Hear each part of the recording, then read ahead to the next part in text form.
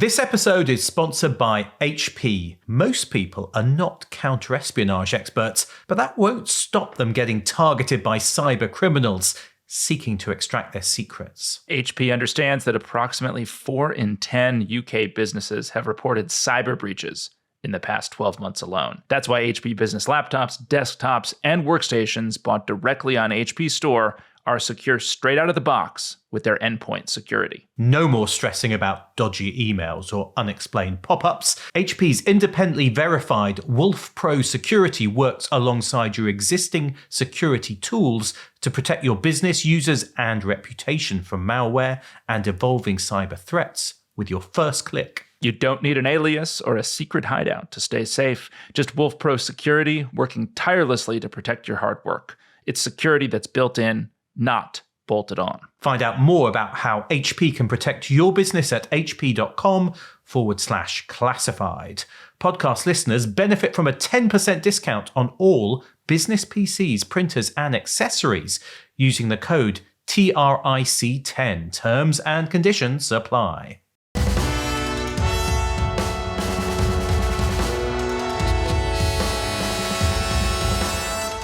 Well, welcome to The Rest is Classified. I'm Gordon Carrera. And I'm David McCloskey. This week and next, we're looking at, I suppose, David, one of the darkest days, really, for the CIA. An attack by the terrorist group al-Qaeda on Camp Chapman, a base in Host in Afghanistan in 2009. And it was a devastating attack.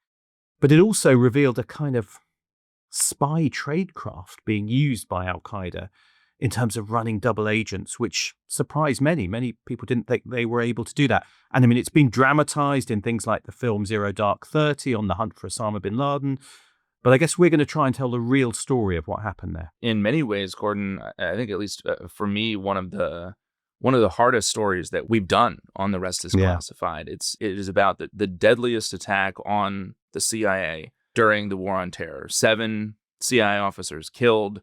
It'll be the deadliest overall day for the CIA since the bombing of the U.S. Embassy in Beirut back in 1983. And I've spent a lot of time over the past, few weeks speaking with agency officers who knew victims, who were involved in some way, shape, or form in the case, who were involved in the subsequent review. And it is just an excruciatingly painful story.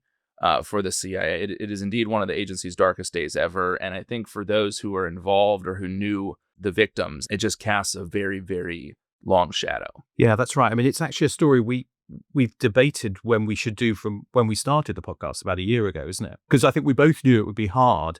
Half the CIA, I mean, we might come to it maybe later, but I also knew one of the people who died in the bombing. And so I think that there's a kind of rawness to it and an awfulness to it. But it is also an important story, isn't it, David, in terms of, what it tells us about the CIA, about tradecraft, about dealing with terrorist organizations, about what they're capable of. It is very wild. It's the only instance of al-Qaeda penetrating the CIA. And it's the only instance, I believe, ever in the agency's history of an asset killing their case officer.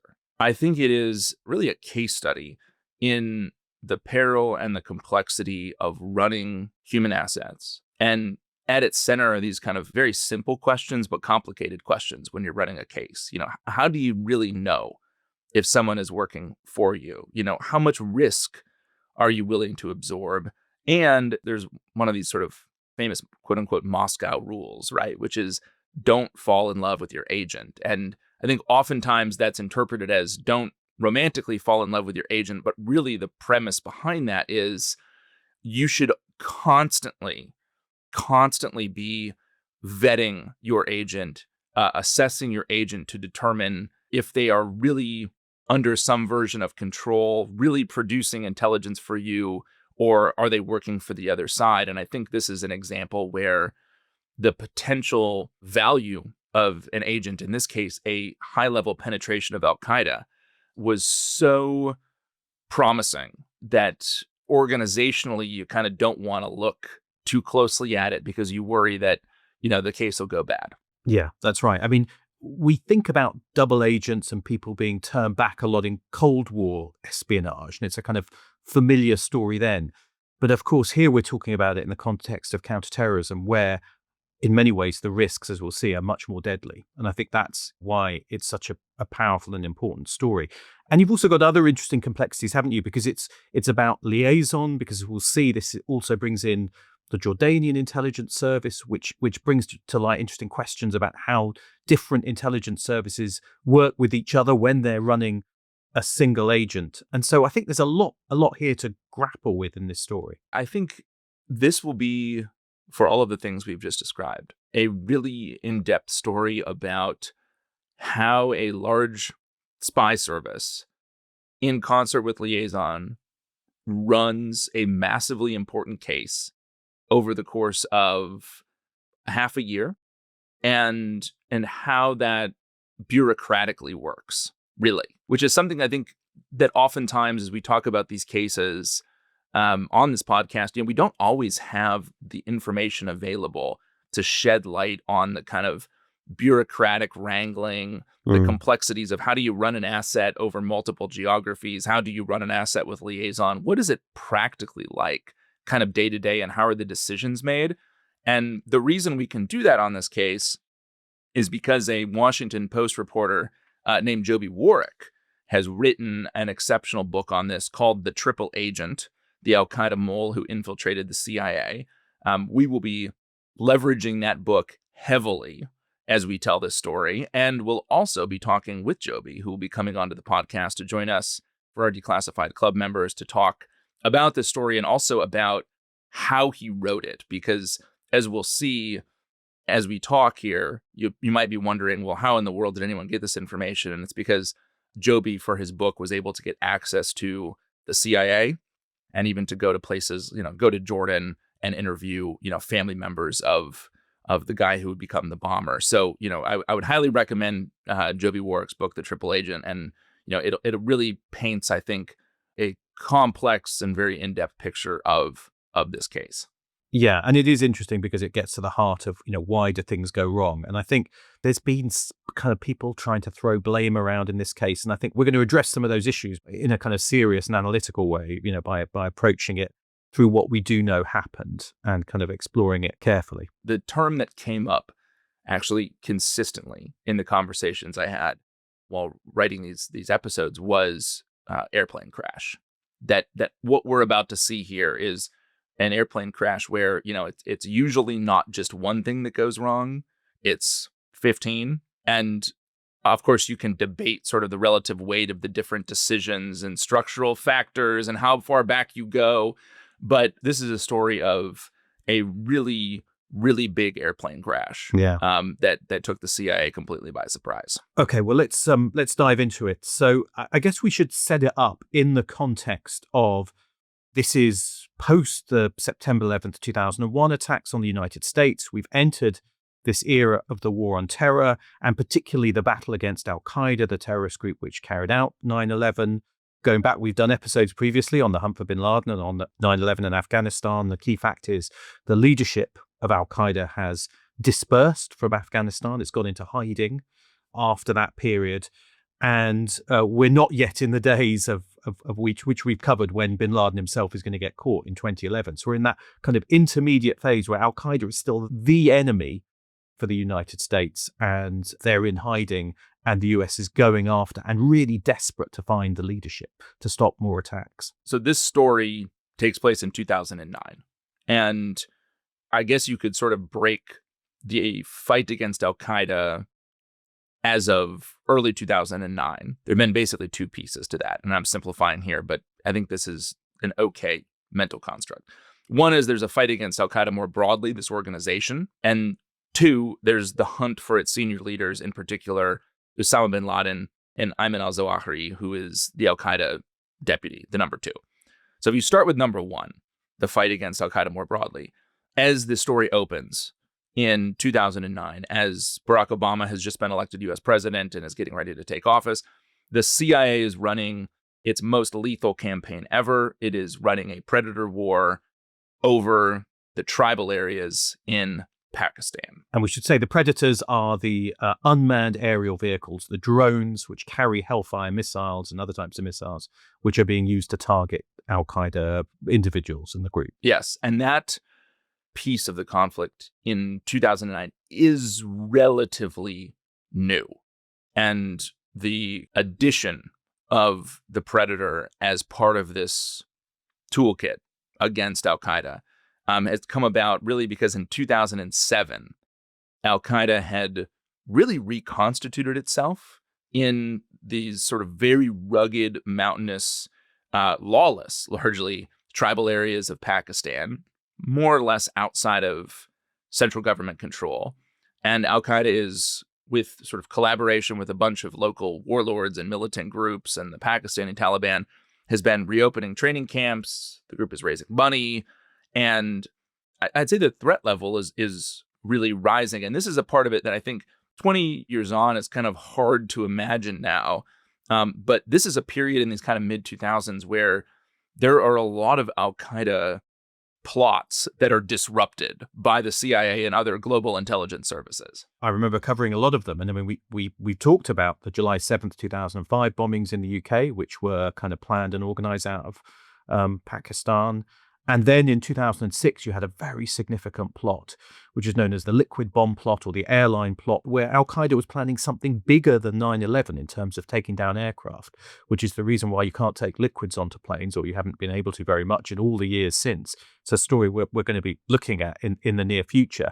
And so there is this sense that al-Qaeda is once again able to plan big things like 9/11. And I think, again, we don't have that these days, and we haven't had it for many years. But at that point, that was really definitely a worry. And that was, I think, one of the reasons why you had the CIA being given the authority to go after al-Qaeda, including in Pakistan, using the drones, these Predator drone strikes, which they never officially confirmed, but everyone could see and know they were happening. Yeah, and the Pakistan component here is really important, right? Because obviously the U.S. is occupying essentially Afghanistan at this point, and there's a whole network of military bases, intelligence facilities in Afghanistan to support the war against the Taliban and, sort of the conflict against al-Qaeda. But across the border in Pakistan, what do? You're not technically at war with Pakistan. And so the CIA by 2008 has gotten authorities to conduct drone strikes inside Pakistan. And at first, that had started with the requirement that the CIA inform the Pakistanis beforehand, could only pull the trigger if the Pakistanis agreed. You can imagine that process was not particularly effective or efficient. Targets would disappear. So essentially, the CIA had to shift to really a unilateral strategy. So by July 2008, this is really starting to tick. And what is going on is the CIA is not informing the Pakistanis beforehand or asking for permission, but they're simultaneously notifying Pakistani officials when strikes occur. In the back half of 2008, right? So just as our story is starting, about 30 targets, again, according to Joby Warwick's book, about 30 targets are hit in Pakistan, and that is more than triple the combined number of strikes over the previous 4 years. So the ops tempo is really, really ramped up. But it's worth saying, isn't it, that these strikes are going after the tier just below the top leadership. So they're going after a lot of the kind of operational commanders, but not the very top leadership. So in terms of those two missions you were talking about, degrading, as they put it, al-Qaeda through these, Predator strikes was having some effect, but they hadn't been able to find, and they had very little intelligence on Osama bin Laden and Ayman al-Zawahiri is number two. They have really disappeared, haven't they? I mean, we talked about this in our Hunt for bin Laden episodes, the Where's Waldo talk that was going around where you'd have, strange sightings. I mean, they really are having problems, despite all their efforts, to actually locate the two key leaders. We talked in those episodes, Gordon, about how cold the trail was. I mean, there was real solid targeting work going on inside the CIA's counterterrorism center to come up with, vectors through which you might get at bin Laden. Could you look at his family? Could you look at the videos that bin Laden would occasionally release? Could you look at his courier? Because at this time, the working belief was that bin Laden was in touch with members of al-Qaeda, but he's not doing it digitally, right? So there's a courier, but the courier will be the lead that eventually goes to bin Laden. But in 2009, the year that this story takes place, the CIA knows that courier has sort of disappeared off the map. The CIA has his true name, but there's also reporting that he's dead. And it's going to be another year before the CIA eventually gets that critical phone number, confirms that the courier is in Pakistan, and eventually follows him to that compound in Abbottabad. And what is really important to set up for this story is that when very senior leaders at the CIA in early 2009 are having these initial counterterrorism briefings, with new director Leon Panetta, with President Obama, with his National Security Council, the story on the hunt for Osama bin Laden and Ayman al-Zawahiri is basically, we have nothing. Your big priority, we've got squat. And so this is the crucial point. 2009, the trail is cold, the pressure is there, and that's why this story is going to turn out the way it does.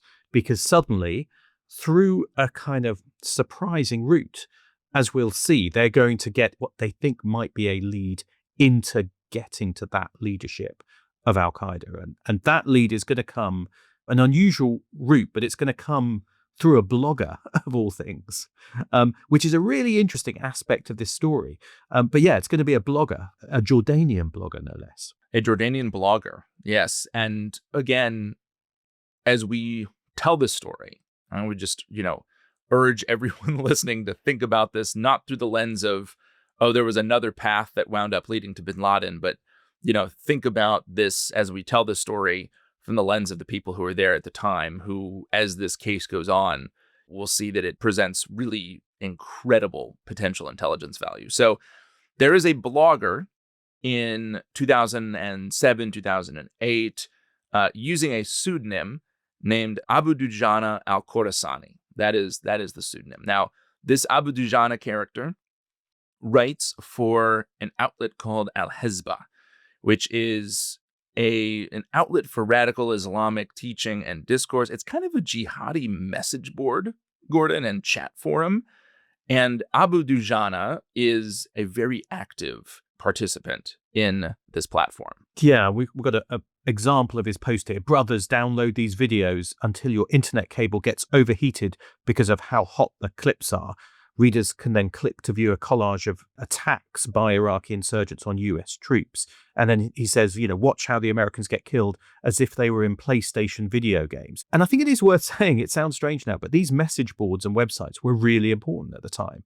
This is slightly before social media. And so websites, bloggers, message boards were the new way of getting content out, and where someone could get content out relatively anonymously and with relatively little controls over what they were saying. And so they were quite an important, route for al-Qaeda to get its propaganda and messaging out, and for people who just supported al-Qaeda to kind of communicate. And so this Abu Dujana is one of those people who's using a pseudonym and posting these pretty bloodthirsty, aggressive, sarcastic, but also, as we can see with his reference to PlayStation video games, quite kind of smart in his own way, posts. And I think as a result, he's going to get very widely read, isn't he, on Al-Hezbollah? He's going to get kind of widely commented on, seen as a kind of moderator for the group, driving further traffic. He's going to become a big figure in this website world of people supporting al-Qaeda. Well, and eventually he'll be asked, because he's so active and popular on the forum, he's going to be asked to serve as moderator of one of the discussion groups, which is going to draw further traffic to him. And here's an example of something he's typing as he's opening one of these sort of chat forums. Welcome to the Al-Hezbollah Cafe. This is Abu Dujana writing. Go to the menu and pick today's dish. Roasted Humvee with sauce of human remains. Exploded tank by an IED, improvised explosive device, with no survivors. Or a pastry made of Americans' brains taken out with sniper bullets. Yuck. So this is an example of the kind of internet personality that is going to be increasingly of interest to the CIA, to the NSA, and as we'll see, to the Jordanian General Intelligence Director at their service. But so a couple more words on Abu Dujana before we get to his sort of connection with the intelligence services. So that pseudonym is carefully chosen. Al-Khorasani means from Khorasan, which is the ancient name for the Islamic lands that encompass much of modern-day Afghanistan. And Abu Dujana is a 7th century Arab warrior who's a favorite of the prophets. And before battle, apparently, Abu Dujana would put on a headband and he'd sort of mock his enemies, very kind of peacock around in front of their lines. And I think it's telling, given the sort of online personality that this Abu Dujana has chosen, that's kind of his online personality tracks with that as well. Now, no one knows for a long time who Abu Dujana is. There's speculation that he's Saudi, and I think this is interesting given what's to come. I mean, there's speculation that he's quite possibly a senior al-Qaeda official, given how closely his postings and commentary track with al-Qaeda's propaganda. Now, because of all of this, the National Security Agency, the U.S. SIGINT agency, the NSA, begin targeting Abu Dujana to try to figure out who he is. And they work backward, essentially through a bunch of databases, a maze of servers and cables, and through some impressive technical collection, narrowed down the search to Jordan to try to geolocate this guy, and then to Amman, and then finally to a single house in a working class neighborhood of the Jordanian capital. And it turns out that Abu Dujana is a very soft-spoken, mild-mannered Jordanian doctor named Humam Khalil Al-Balawi. And this is interesting, isn't it? Because they thought he was going to be a top al-Qaeda official, or potentially, given how influential he was. And yet they can't see any connection to al-Qaeda. And, here is this guy who's a kind of quiet guy on the internet, as it were. Yeah. I mean, he's obviously very online. And his wife, and we'll talk more about her later because she does play an important role in his radicalization. But, his wife was kind of worried about all the time he's spending on the computer. And Balawi he's very much a social recluse. Rarely goes out. He doesn't even attend Friday prayers at the mosque. And his wife will later say, he was living in fantasy in another world as Abu Dujana. And the CIA conducted this search alongside the Jordanians, but the information ends up with the Jordanian intelligence service probably in mid to late 2008. Worth introducing the Jordanians here, maybe briefly, as a kind of intelligence service, the GID, isn't it? That's right. The General Intelligence Directorate. And explaining a bit about the context in Jordan as well. I believe it's the GID's first appearance on the podcast, Gordon. Is that right? Well, welcome to the GID, yeah. Welcome. It is. I don't think we've featured many spy services, but not them before. And I don't think we've done much on Jordan either. We haven't. It's one of those countries that has a family name stamped on it. So it is the Hashemite Kingdom of Jordan. It's been ruled by Hashemite family who are direct descendants of the Prophet for several generations. And I think there's 4 things to know about Jordan and its intelligence service to kind of set up the context for this story. 1, relatively small population, about 6 million people, fewer than Manhattan. Jordan really has no natural resources or much of economic value, and it is smack in the middle of an absolutely atrocious neighborhood. You think about the map. To the north is Syria. To the west is Israel, Palestine. To the east is Iraq. And so you think about what's gone on in the Middle East over the last quarter century. The Jordanians have been in the thick of it. So that is 1. 2 is Jordan has been a very reliable U.S. ally. There are very deep ties between the Jordanian monarchy, the GID, its intelligence service, and the CIA. And this is a long-standing, pretty intimate relationship that even predates the Cold War, but certainly was cemented even further in the middle of the Cold War. I mean, just a couple examples of this. In 1958, the CIA helped then King Hussein, who's the father of the current king, King Abdullah. The CIA actually sent officers to Amman to help King Hussein ferret out this cabal of coup plotters. So the agency actually played a really important role in the sustainment of the Jordanian monarchy. Interestingly enough, actually, we referenced this in our series on Crypto AG, that one of the reasons they knew about the coup plot was because they were inside the Egyptian kind of allies of the coup plotters' communications. But yeah, that allowed them to help. And that's just one of the times where they've got this close relationship, isn't there? Particularly in kind of counterterrorism, as terrorism picks up in through the 70s, and you get the wave of kind of Palestinian terrorism, Black September, things like that. Jordan becomes a place where a lot of this kind of centers on, people are passing through, some of these groups are challenging the monarchy, and the CIA and the Brits as well, I think, to some extent, are there helping Jordan as a kind of what they see as an island of stability, I guess, in the Middle East, in a difficult neighborhood. Jordan is one of the few Arab countries that for years has been at peace with Israel. I believe the peace treaty with the Israelis was signed in 1994. So this is a country that is sort of firmly on side with the Americans in the region. Obviously, there are occasional differences of opinion and spats and things like that, but really firmly on side. I mean, I think interestingly enough, as we sort of dialed down to the intelligence services, the COS, our chief of station in Amman, traditionally has a direct line to the king, which is very unique. And there's a great book on this by a guy named Jack O'Connell called King's Counsel. And he describes, his former COS Amman, describes how essentially he became the monarchy's lawyer in DC after he retired, right? Took up representing them. So there's a very close relationship between the station in Amman and the monarchy. I'll note that when I visited our station in Amman, at least at the time, there was a very big picture of King Abdullah on a shooting range that was hung in COS Amman's office. And I mean, actually, the king, I think, is a graduate of Sandhurst and has quite close ties to the UK. The one time I actually met him was I produced an interview with him for the BBC. And I remember when we got the interview with him, I thought, this is kind of early 2000s. Great, I'm going to go to Amman. And actually, he was in Britain because he spent so much time there. He had a kind of house in Surrey where we went to do the interview. So I think it shows how close these ties are to the West, really.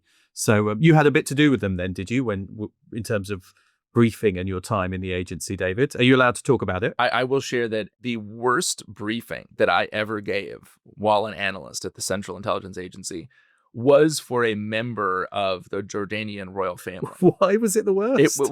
So this is, and again, another example of just, the closeness of the relationship is we will, when it makes sense, given the position, provide briefings to members of the royal family. And one of them was coming to Washington. It wasn't in Amman. And I was a very young analyst and probably should not have been given this briefing, but I think someone who was more experienced than me was like out on maternity leave or something like that. And so I was like the stucky, and there were a couple topics that we got cabled in from Amman with, like, he wants to talk about these two things. And so of course I just went completely heads down on those two things and got in really deep and made this briefing. Got the talking points all cleared and everything like that. And then when I showed up to the briefing, he was like, let's talk about these three things. And they were three things that I had not prepared for at all. And so I just kind of like, I just kind of like froze, and my team chief had to like step in. And it was bad. A legitimately terrible briefing. After the briefing, my team chief pulled me aside in the hallway.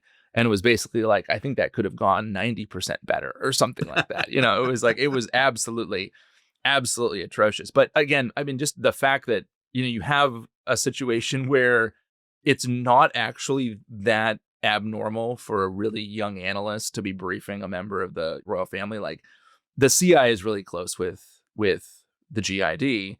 It is a partnership, but it's a dependency also for the Jordanians. It is both of those things. And this is an important point for the story around Balawi, is the Jordanians are always, as the smaller members in a partnership always are, they're always keen to demonstrate their worth. Bit like the Brits. I wasn't going to say it, Gordon. I wasn't going to say it. I was going to let you say it. So that's two. Jordan, reliable U.S. ally, deep ties between the intel services. Third point on GID itself, obviously, the Jordanians, they're not operating in the context of like a progressive liberal democracy, right? This is a constitutional-ish monarchy, right? But GID has become more professionalized in the past few decades. The headquarters, which I've been to, is on this hilltop, I think in eastern Amman. It's got this reddish color. It's like made of big, chunky, sort of reddish limestone blocks. I do appreciate the GID's motto, Gordon, "Justice has come," which is a very, very ominous motto. Sounds like something from a Marvel movie or something like that. GID used to have actually a prison at the center of that compound, which was closed in 2005 when King Abdullah shifted and turned over the GID leadership. But this used to be one of these kind of classic Middle Eastern mukhabarat, situations where the people were tortured and whipped and electrocuted there. It used to be called the Fingernail Factory. As I said, I've been inside for a number of liaison meetings. Great coffee, I will say. The Jords do the coffee right. And based on my visits, I would also say that 100% of the GID officers I met are just like chain smoking. I mean, it's like two packs a day, right? So GID, much more professionalized than 30 years ago. And then the fourth point is the Jordanians were a really significant counterterrorism partner for the U.S. after 9/11. And I think this is an example of a service that, particularly on CT topics, punched above its weight, because you think about the neighborhood they're in, their sort of familial, tribal connections into Iraq, into the West Bank, into Syria. And that counterterrorism work is like right up GID's alley. And I think it's also fair to say that the Jordanians, they've got a big target on their back. I mean, you think of in 2005, there were massive hotel bombings in Amman, conducted by Abu Musab al-Zarqawi, who was then the leader of the al-Qaeda franchise in Iraq, send suicide bombers to blow up 3 hotels in Amman. So the Jordanians, I think, on counterterrorism, there's this shared sense of threat. And there's this great quote from Washington Post columnist David Ignatius, who asked the former CIA Director George Tenet, which intelligence service had been most successful in penetrating al-Qaeda. And the answer was the Jordanians. They're superstars. So there, I think, with these superstars from Jordanian intelligence having their sights on Balawi, this important blogger who looks like he could be connected in some way to al-Qaeda. Let's take a break. And when we come back, we'll see what they do with him. This episode is brought to you by Attio, the CRM for the AI era. Now, David, people think that spycraft is just car chases and secret codes, but an awful lot of it is just idling around, waiting for the action. It's a bit like starting your own business. You think it's going to be as easy as creating and selling a product, but the reality is business owners spend far too long trying to get their CRM to fit a system not built for them. Attio's AI-driven CRM enables you to take control of your platform, to build something from the ground up that fits your needs. James Bond had Q's X-ray shades, an explosive watch, and a pen grenade. Business owners have Attio's real-time customer insights and platform that grows with them. All tools relevant for your mission to build a company from the ground up. Attio even has something called agent collaboration. Yes, but in this case, that means giving people the ability to let AI work seamlessly in the background for them. Try Attio for free at attio.com/trick.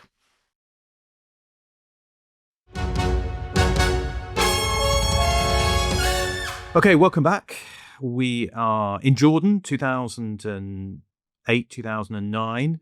And the Jordanian intelligence services, thanks to this tip-off from the Americans, have got their sights on Balawi, haven't they? And they're going to be looking at him as the real identity, the real person behind this blogger. Yeah, and the case, Gordon, is going to end up on the desk of a captain at the Jordanian GID named Ali bin Zaid.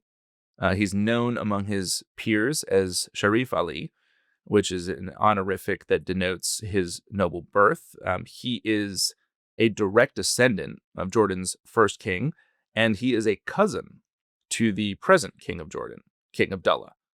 Ali is 34 in 2009. He's a 10-year veteran of the GID. He's got a slew of medals and commendations to his credit, including one apparently from the CIA. He seems, by all accounts, to be a hard worker. He puts in long hours.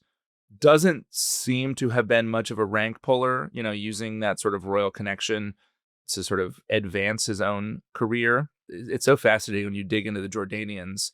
Everybody's educated in the US or in the UK. He went to college in Boston. He went to Emerson, was a fan of the Boston Red Sox, went to Fenway to see baseball games when he was in the States. He actually worked as an intern for then junior U.S. Senator for Massachusetts, Democrat John Kerry, future presidential candidate. Ali bin Zayed is an avid pilot. He's actually got a flight simulator in his home. And so I think, in some ways, the kind of deep connection to the United States is very common for a Jordanian royal. But Ali is unconventional in some other ways, right? He's married to a Christian, a Jordanian Christian. There aren't that many Christians in Jordan. It's a pretty small minority, even though he is a Muslim. He's openly affectionate toward dogs, which is very, very non-Arab. I would say when I was in Damascus, if I had told anybody I had a dog, they would sort of look at you like you were unclean. But Ali has 2 German shepherds that he carts around Amman. I would say the pictures of Ali, he looks like a very smiley and happy guy. He's got thick dark hair. He's got this wide face. He looks very, very friendly. And by all accounts, he was. Bin Zayed, he speaks immaculate East Coast accented English. Gordon, I'd love for you to try that accent. It's not Boston, is it? I don't know. Boston No, accent. it's not like a Southie accent, Gordon. He's a member of the royal family. He doesn't need to be in the intelligence directorate, I'd imagine. He strikes me as someone who's probably quite committed to it, perhaps because of his kind of US background, perhaps kind of enjoys it as well, because I guess he's going to get to interact a lot with the CIA. He's going to be close to the kind of CIA station chiefs there in Amman, who we talked about, quite influential. It allows him to keep that connection with the US, but also in an interesting way, and probably be a bit different maybe from other members of the royal family. I can't imagine there are that many royals inside the GID. I don't know how many British royals have been in the intelligence. Have served inside SIS. Yeah. Yeah, the American connection will be an important one here because it's very natural for the Jordanians, of course, to cooperate with CIA. But here, there's going to be a personal component to the cooperation as well, because Bin Zayed is really close with one of his American counterparts in the CIA station in Amman, a former Army Ranger turned case officer named Darren Labonte, who we'll talk about more in these episodes to come, and who is soon going to become Bin Zayed's partner on the Balawi case. And Labonte, the American, and Bin Zayed, they're friends. They work CT cases together. Their wives are actually friends, and sometimes they'll actually spend weekends together on the Red Sea in Bin Zayed's boat. He apparently has a Bertram fishing yacht that he anchors in Aqaba Harbor. And Bin Zayed is the guy who gets handed the Balawi file. And he starts to look, and I think he's really asking this question of who is the real guy behind this Abu Dujana personality? So the GID conduct physical surveillance. They trail Balawi for weeks, and he's got this 10-mile commute from central Amman to the UN Center for Motherhood and Children, which is where he works inside the Marka refugee camp, right? So there's a Palestinian refugee camp in Jordan called Marka. The physical surveillance turns up basically nothing. This is extremely boring. It's not like Balawi is having any meetings with radicals, doing anything interesting at all. He's literally just at his house and going to work. Balawi has got no record, right? His most serious infraction at this point is a traffic violation. He's got 2 young girls who he dotes on. He is a massive introvert, right? He lives modestly. He doesn't go anywhere besides work. Balawi drives a banged-up Ford Escort. And Bin Zayed's investigation doesn't turn up, at least initially, any connections to Hamas or any other radical groups. There's no apparent signs right up front of radical links or religious fanaticism. As we said, it's not like Balawi is going to sit underneath a radical Islamist preacher. He's not even going to Friday prayers at the mosque. The other thing that Bin Zayed finds about Balawi is that he's smart. He's got impressive academic achievements under his belt. He graduated high school with top honors and a 97% grade point average. I don't know how that translates in the Jordanian system, but it sounds pretty good. Balawi is the winner of a college scholarship from the Jordanian government. He speaks English. This part, though, I think is a bit odd, which is Balawi, by sort of that record, probably could have gone to a premier institution in Jordan, right? But he decides to go to the University of Istanbul to study medicine, even though he doesn't speak any Turkish. And he returns with a Turkish wife named Daphne, and they move into an apartment in his father's home in Amman. And this is where I think we do get some insight into maybe the sort of justice obsession that Balawi has, because he turns down a hospital assignment for a really decidedly unglamorous position, which is tending to mothers and young children at this sprawling refugee camp, which is home to tens of thousands of Palestinians who had moved there as refugees after the 1967 war. Yeah, we should say that lots of Palestinians were displaced and moved into Jordan. I mean, a kind of significant chunk of the Jordanian population is basically Palestinian.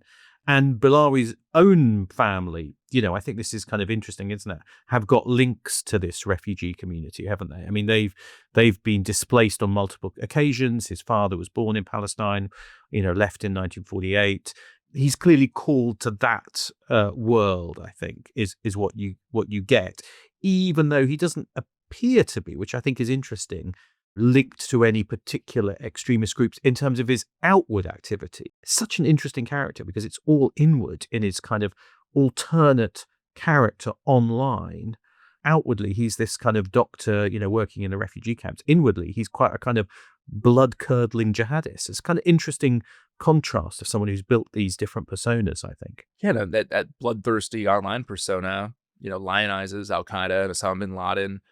Sometimes on that Al-Hasba messaging forum, I mean, he Balawi almost seems to speak for Al-Qaeda. He is a big fan of Abu Musab al-Zarqawi, who had been the former leader of Al-Qaeda in Iraq and who personally made videos of himself beheading hostages, right? And who had conducted that spate of vicious terrorist attacks in Jordan. Now, anytime Al-Qaeda's number 2 leader, Ayman al-Zawahiri, comes out with a new statement or video, Abu Dujana is there. He's got his own analysis, his own take, but he's always defending Al-Qaeda and parroting its message. And he becomes a kind of proxy, Abu Dujana does, for Al-Qaeda in this online world. Now, then, on December the 27th, 2008, Abu Dujana writes, "When will my words taste my blood?" Which I think you could read as an indication that he might be ready to turn this online persona into something real. So they're going to arrest him. This kind of dramatic arrest in January 2009. 3 black cars pull up near the 4-story house. Men in dark clothing get out. His father, so he lives with his father. I mean, it's the father and lots of the kids all live in this one big house. Opens the door. He's pushed back as the men come in. The father clearly doesn't understand why they're there. And yet, as his son is brought down, he has no inkling that his son is kind of involved in anything. His son is brought down and his computers are brought down.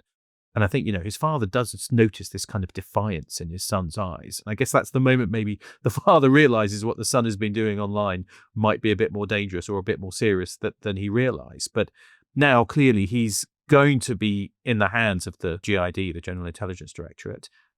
And they're going to think that he's someone significant, even though at this point he's online linked to Al-Qaeda in that he's supporting them.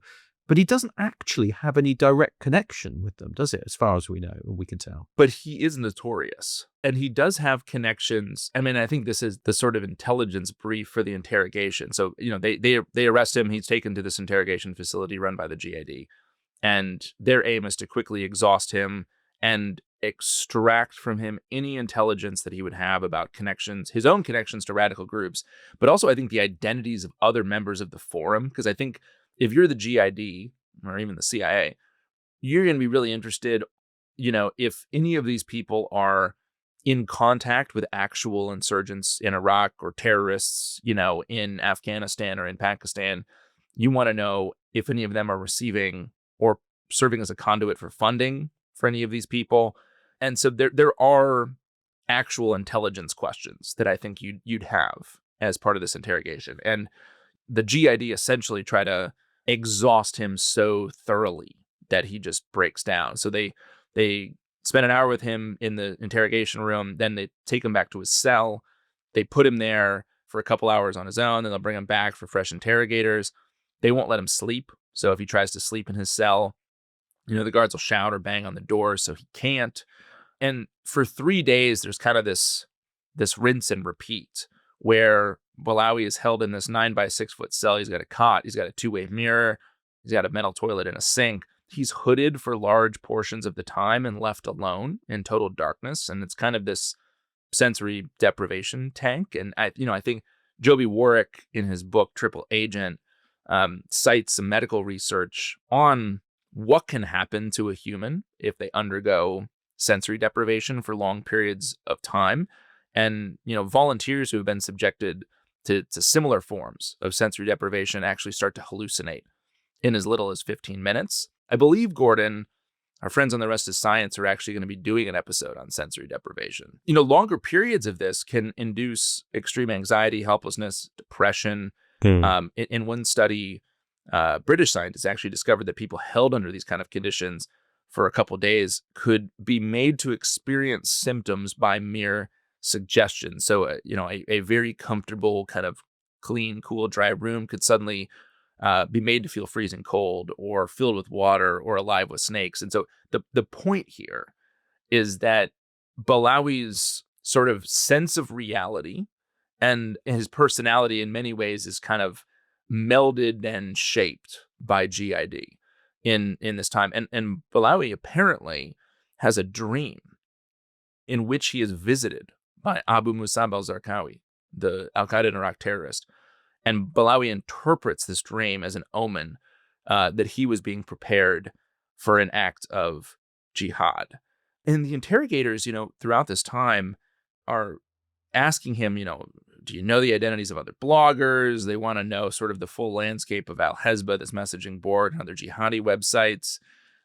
They want to understand also, I think, if he had hinted at this idea that he might actually start participating in jihad. So they're trying to press him on, do you have plans for actually joining a group or conducting a martyrdom operation? And Balawi seems absolutely spent after even a single day of questioning. And I think this is important because the GID, I think, come to the conclusion that this guy is malleable. We can shape this guy. Because he breaks pretty quickly. Yeah, he breaks quickly. He's kind of soft. He's kind of weak. He's an introverted doctor. He's got 2 little girls. He's got this online persona, but the actual guy is not tough. And on the 3rd day of interrogation, and then in a bunch of meetings afterward, Balawi finally just starts to talk. He gives up names of figures inside Al-Hezbollah, other jihadist websites. He really starts to cooperate, and the sessions become really freewheeling. And Balawi basically disowns the entire Abu Dujana persona. He says, I'm against violence. That's kind of just me online. None of it's real. You can almost think today to the difference between someone's potentially insane persona on X versus who they are in real life, and he kind of says, look, it's just a hobby, right? And what I was up to isn't the real me. So it's very interesting here, isn't it? Because they've got someone who has this status in the jihadist world in terms of the Abu Dujana personality, but who the real person they think is weak and soft, and they've broken down, and they've got control of him. They also have elements, don't they, in which they can control him because, he wants to keep practicing medicine. If he's got vulnerabilities, they've got leverage over him.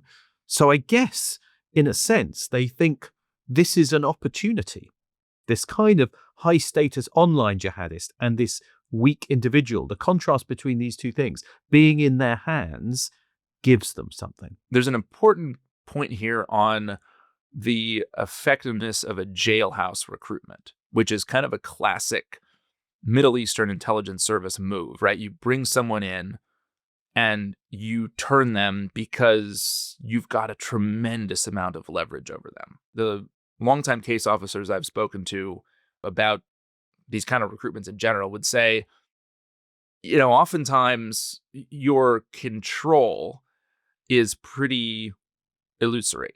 It's temporary. Yeah. It's related to the specific conditions. It's related to the specific conditions. And frankly, it is related to your ability to control that person inside the borders of your state, right? That's when a jailhouse recruitment could be really effective because that person who you've brought in, and I don't know if we'd want to call what he underwent torture, but it's pretty close.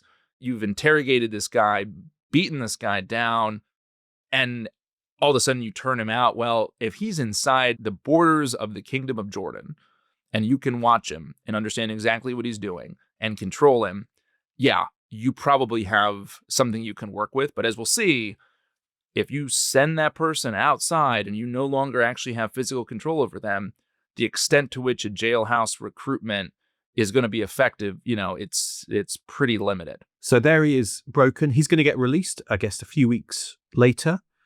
It's interesting when he talks about what happened to his father. He says, "They humiliated me." It's an interesting phrase, isn't it? Which I think, suggests the kind of deep personal pain that he may have felt from what happened to him and what he spoke about and the fact that he was broken, and which might also, raise some flags.